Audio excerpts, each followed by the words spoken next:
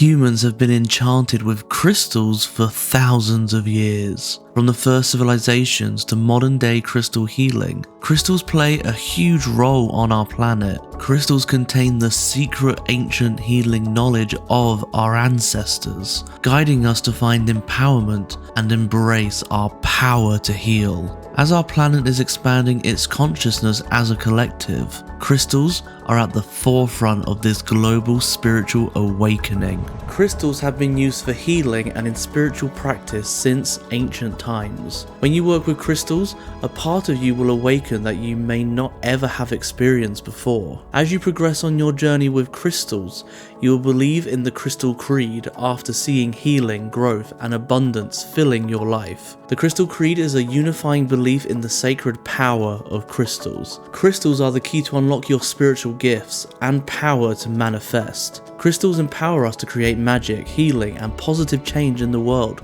with their sacred geometric structure containing the language of the universe. If you are watching this video, you are intrigued by crystals. Maybe you noticed a friend or a co-worker with an amethyst on their desk or in their home. Or maybe they even wear beautiful crystal bracelets. Or maybe you already have started your crystal collection and are looking to expand your knowledge on how to use crystals. As you may just be discovering crystals for the first time, it may seem really intimidating because there are so many crystals, properties, how to use them, and feel their energy. Remember to be patient with yourself on your healing journey. Over time, your intuition will guide you to know the right crystals to work with and how to use them. Before you begin to work with crystals, it's important to have some background on what a crystal is, how it's formed, and why crystals work for healing.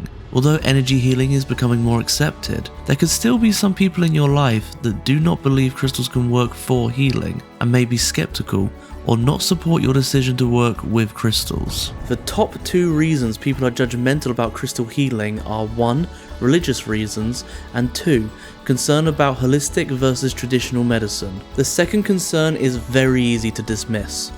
Crystal healing is not a replacement for healthcare treatment from a healthcare provider. Crystal healing for physical, emotional, spiritual purposes is meant to complement treatment from a professional doctor or licensed therapist. Please consult a healthcare professional or licensed therapist with any healthcare concerns.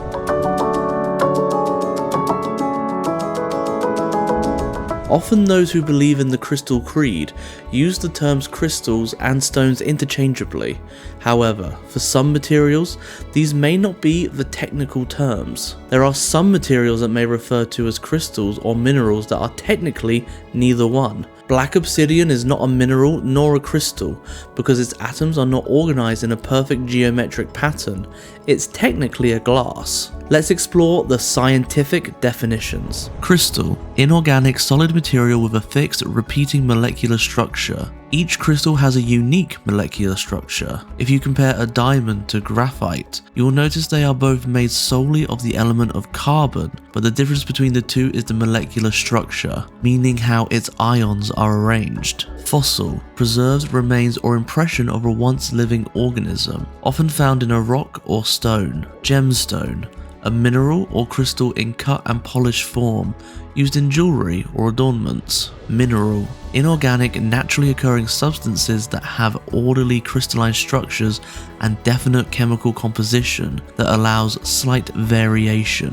Minerals form crystals, but not all crystals are minerals. If they are organic like sugars and proteins, or are man-made like synthetic substances used in nanotechnology. Most minerals are compounds of 2 or more elements. However, as you can see with our comparison of diamond and graphite above, this is not always the case. Rock, solid mass of minerals or mineraloid matter. Most rocks are combinations of several minerals. Stone, crystal, gemstone, mineral or rock, except metallic minerals, often used as a blanket term like crystal to describe others not fitting the actual definition. Tektite, natural glass formed during meteorite impacts, can be black, green, brown or grey. Clear as obsidian, right?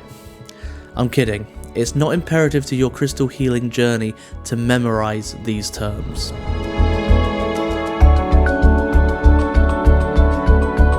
Crystals can form through many different processes. 3 frequent processes are the crystallization of molten rock, precipitation of mineral matter, and mineral matter deposition from a biological process. For example, amethyst is formed when concentrated silicon dioxide containing trace amounts of iron gets trapped in a bubble of lava in the Earth's crust. As the water begins to evaporate, the silicon and oxygen ions arrange in a specific pattern which creates an amethyst crystal. The trace amounts of iron are what makes amethyst purple. Over time, 6-sided pyramids, rhombohedrons, of amethyst crystals form with shades ranging from light to deep purple, depending on the levels of iron present.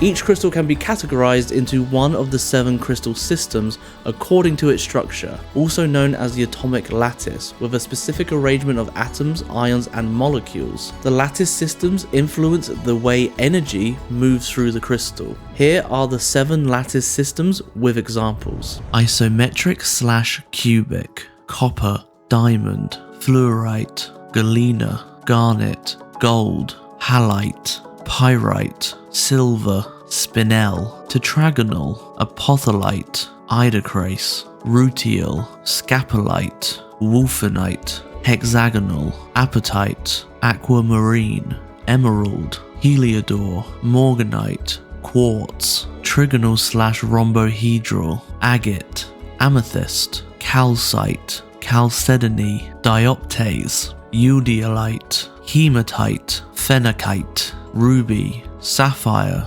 tourmaline, orthorhombic, anhydrite, aragonite, barite, bronzite, celestite, peridot, shadokite, tanzanite, topaz, monoclinic, egerine, azurite, diopsite, jadeite, malachite, mica, spodumene, triclinic, amazonite, astrophyllite, kyanite, labradorite, larimar, larvikite, rhodonite, turquoise.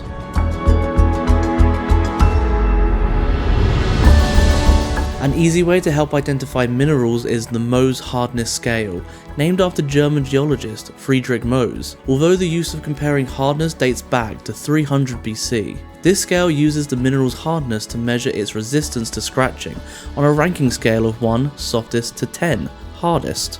If you are unsure of your crystal's hardness, you can test it by using another crystal in your collection to see if it will scratch. If it is the same or greater level on the Mohs scale, it will not leave a mark. By testing different specimens, you'll be able to estimate the hardness of your specimen, which is helpful in identifying it. Crystals lower than a 5 should not be used in crystal elixirs. However, this is not the only determining factor we need to examine for safety.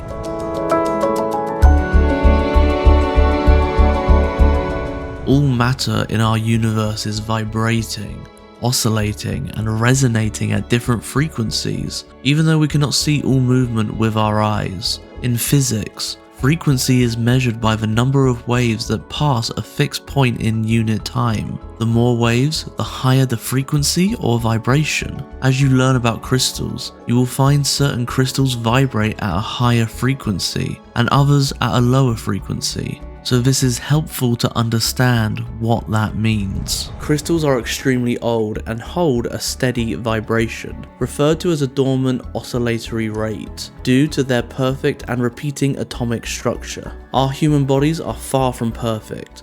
Each organ vibrates at different dormant oscillatory rates, and our energy fields are easily disrupted. Have you ever noticed the way your body feels after being around someone who is in a bad mood? Our bodies quickly notice and sometimes align with other frequencies that have a negative impact on our mood or health. Crystals work for healing because they help us restore our frequency to a state of balance through a process called entrainment, which helps our body align with the perfect vibration of the crystal. As you progress on your crystal journey, you will notice amazing changes in your mood and health. Crystals are also used in electronics to convert mechanical energy into a form of electricity called Piezoelectricity. Piezoelectricity was discovered in 1880 by the Curie brothers, Pierre and Jacques, using crystals of tourmaline, quartz, cane sugar, and Rochelle salt. Piezoelectricity is used in many things, such as acoustic instruments, igniters for most gas furnaces and stoves, radio transmitters, piezoelectric motors, laser electronic and diesel engines, to name a few. You may have your own or seen a watch with the word quartz, which indicates that it uses a small piece of quartz paired with an oscillator to vibrate the crystal, and the crystal will keep the time. Triboluminescence is like piezoelectricity. However, it occurs because when crystals of certain substances are broken or crushed, luminescent sparkles are visible. These physical properties help illustrate why crystals make powerful metaphysical healing tools due to their ability to store, transmit, receive, and amplify energy.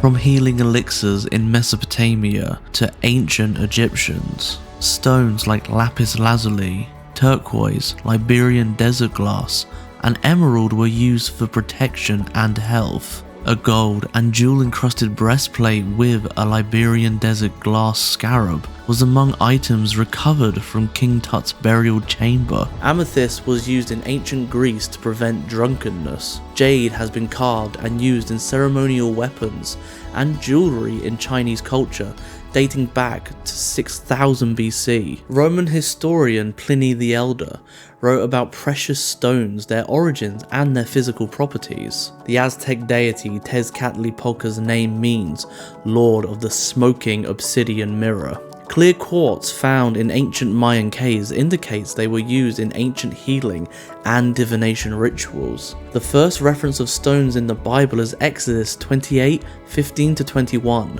This verse in the Bible depicts 12 stones in a certain order on the high priest's breastplate, representing the 12 tribes of Israel. It is believed this protection amulet or crystal grid was to communicate with God and receive guidance on the future.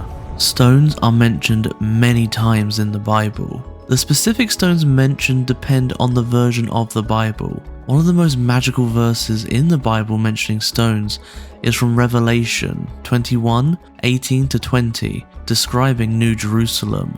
While crystals are not specifically referenced for healing in the Bible, crystals are mentioned in the Bible with respect and worn for spiritual purposes. Crystals are also mentioned in the Quran and other religious texts. Throughout history, we see different civilizations with documented use of placing stones on the body for healing, in protection amulets, and worn in jewelry.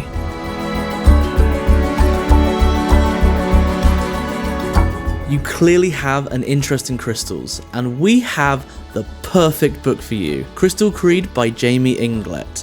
It has everything you could want to continue your journey with crystal healing. It's available right now from O-Books. Go get your copy. Thank you so much for watching. Subscribe for future content, and we'll see you next time.